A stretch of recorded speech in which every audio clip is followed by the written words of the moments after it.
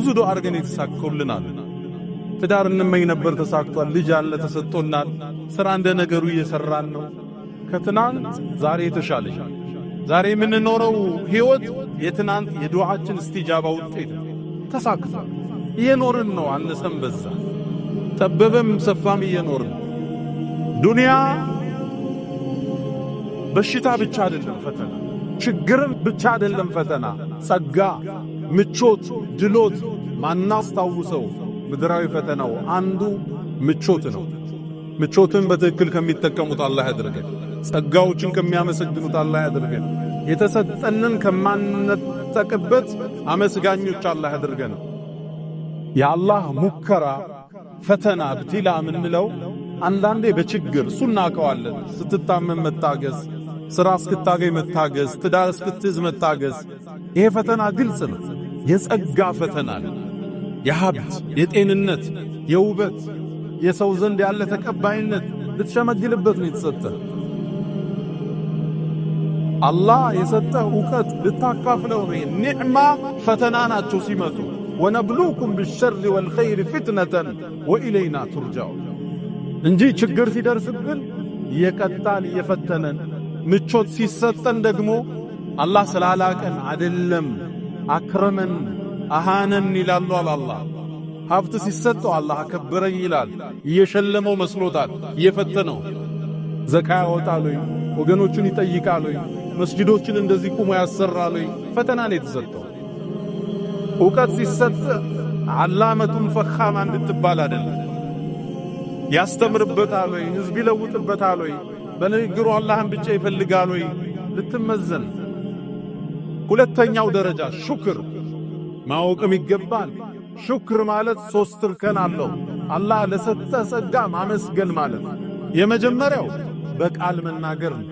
አልহামዱሊላህ ይሄን ቤት ሰጠኝ፣ ይሄን መኪና፣ ልጆችን ሰጠኝ፣ ጥሩ ትዳር ሰጠኝ፣ ጤንነት ሰጠኝ፣ መልካም ቁመና ሰጠኝ፣ ጥሩ ጓደኞች ሰጠኝ። ሹክር በቃል ነቢዩላህ ኢብራሂም ልጃቸውን ሲወልዱ አልহামዱሊላህ الذي وهب لي على الكبر اسماعيل واسحاق إن ربي لسميع الدعاء ልጅ አገኘ አልহামዱሊላህ በቃል ማመስገን። ሁለተኛው በውስጥህ ከአላህ እንደሆነ ማረጋገጥ።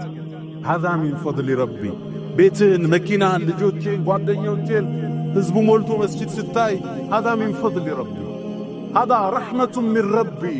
እዚህ መድረክ አውስተናል። ዙልቀርነይን ግንቡን ሲጨርሰው هذا رحمة من ربي ይሄ የጌታዬ እዝነት ነው።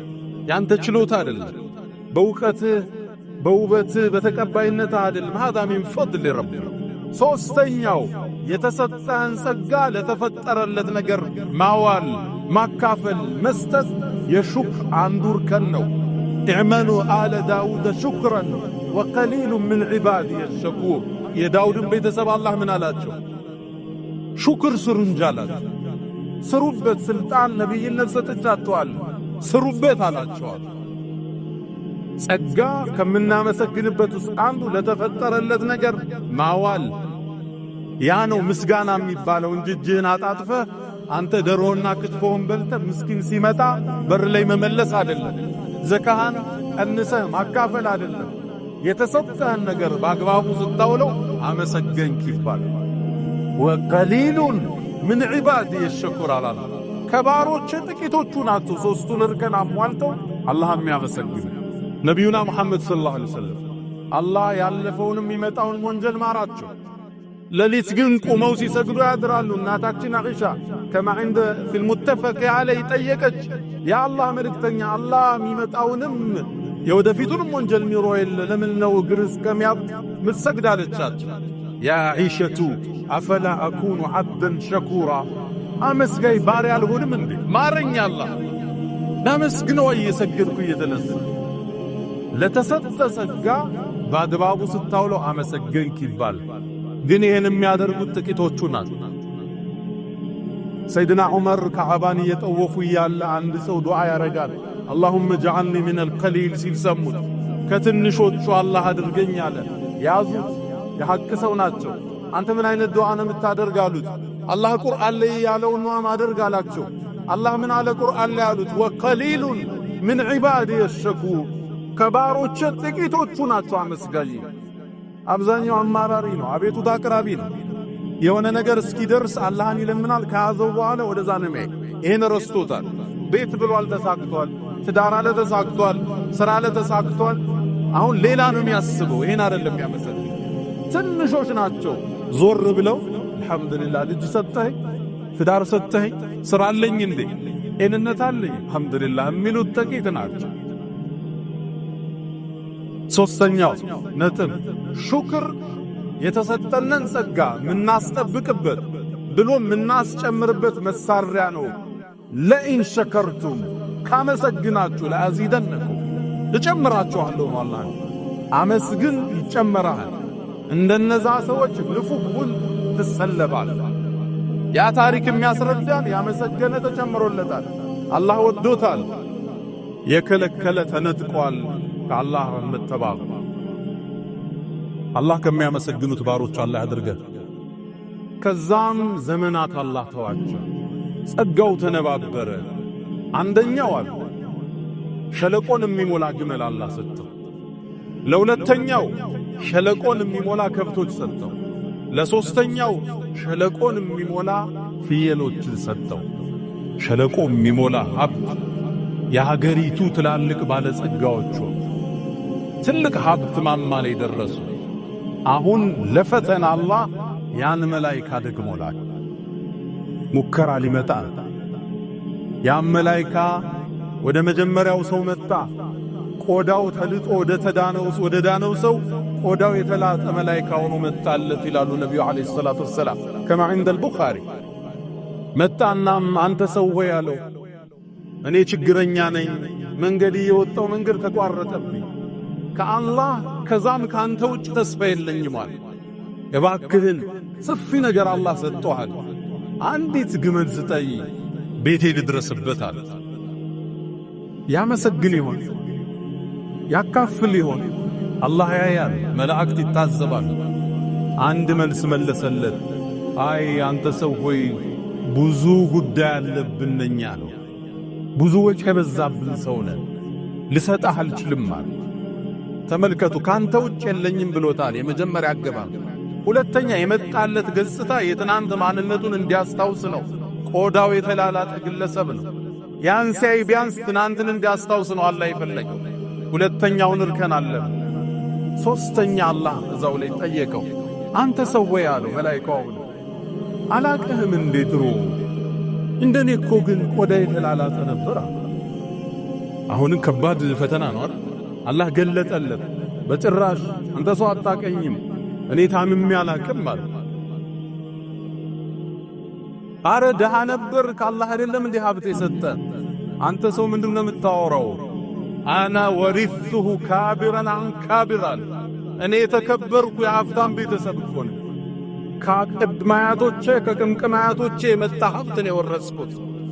ምንድነው የምታወራውን አላቀውም። አራት እርከን አለፈ። የመጀመሪያው መንገደኛ ነኝ ካንተና ከአላህ ውጭ ተስፋ የለኝም ብሎታል። ሁለተኛው ገጽታው እሱም መስሎ ነው የመጣው የትናንት ማንነቱ። ሶስተኛው ታመ ነበር እንዴ ብሎ አስታውሶታል። አራተኛ ሀብት ነበረ ብሎታል። ደሃ ነበርክ ብሎታል። አራቱም ፈተና ሲወድቅ መላእክቱ አንድ እንደው አረገ። እንደምትለው ውሸትክን ከሆን ካለው ወደ ድሮ ማንነት አላህ ይመልስ ብሎ ጥሎታል። ተመለሰ ወይ? ዑለማዎቹ ምን ይላሉ? አዎን ዱዓ አድርጓልና ይላል። ወደ ሁለተኛ ወደ ተመሳሳይ ጥያቄ ያቀረበለት አንተ ሰው ሆይ አለው። ወደሱም የመጣለት ጸጉሩ የሌለው ራሱ የቆሰለው ነው መጣለት። የሱም የድሮ ማንነት እንዲያስታውስ ጠየቀው። አንተ ሰው ሆይ እኔ መንገደኛ ነኝ፣ ቤተሰቦቼ መድረስ አልቻልኩም፣ ችግረኛ ነኝ፣ እንደምታዩ ሰው የሚጸየፈኝ በሽተኛ ነኝ፣ ከአላህ ከዛም ካንተ ውጭ ተስፋ የለኝም፣ እባክህን አንዲት ከብት ስጠኝ አገሬ ልድረስበት አለ። አንተ ሰው ሆይ አለው ተመሳሳይ መልስ። እኛ ብዙ ኃላፊነት አለብን፣ ብዙ ወጪ አለብናል፣ ብዙ መስኡልያ አለብናል፣ ልሰጣህ አልችልም አለ። አንተ ሰው ሆይ ድሮ በሽተኛ አልነበርክም አለው። ልታወራውን አላቅም አለው። ድሃስ ኑሮ ሀብታም አልሰጠህም አለው። ሀብት አልሰጠህም ወይ አላህ አለው። በጭራሽ ልታወራውን አላቅም። እንደምትለው ከሆነ አላህ ወደ ድሮ ማንነት ይመልስ ብሎ ጥሎታል።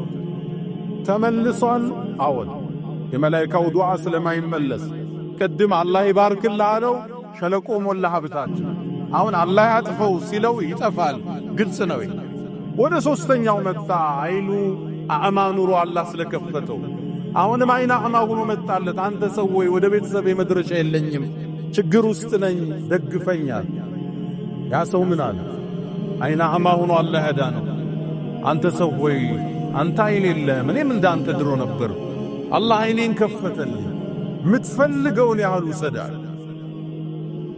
ጌታዬ ትልቅ ውለታ ውሎልኛል፣ አልከለክልም፣ ምችለውን ያህል ውሰዳል። ከዛም ምን አለው መላኢካው? እኔ የአላህ መልእክተኛ ነኝ፣ መላኢካ ነኝ፣ ልፈትንህ ነው የመጣው። ካንተ አላህ ወዷል፣ በጓደኞች ላይ ግን አላህ ተቆጥቷል። ዱዓ አርጎለታል። يا من تحبون النبي محمد صلوا عليه وسلموا طول المدى فصلاتكم وسلامكم نورا لكم بأمسكم وبيومكم ولكم غدا إن الله وملائكته يصلون على النبي يا أيها الذين آمنوا صلوا عليه وسلموا تسليما اللهم صل على محمد وعلى آل محمد كما صليت على إبراهيم وعلى آل إبراهيم وبارك اللهم على محمد وعلى آل محمد كما باركت على إبراهيم وعلى آل إبراهيم في العالمين إنك حميد مجيد اللهم أعز الإسلام والمسلمين اللهم أمنا في أوطاننا وأصلح أئمتنا وولاة أمورنا اللهم اجعل بلدنا رخاء سخاء اللهم ابسط علينا رحماتك ورحماتك يا أرحم الراحمين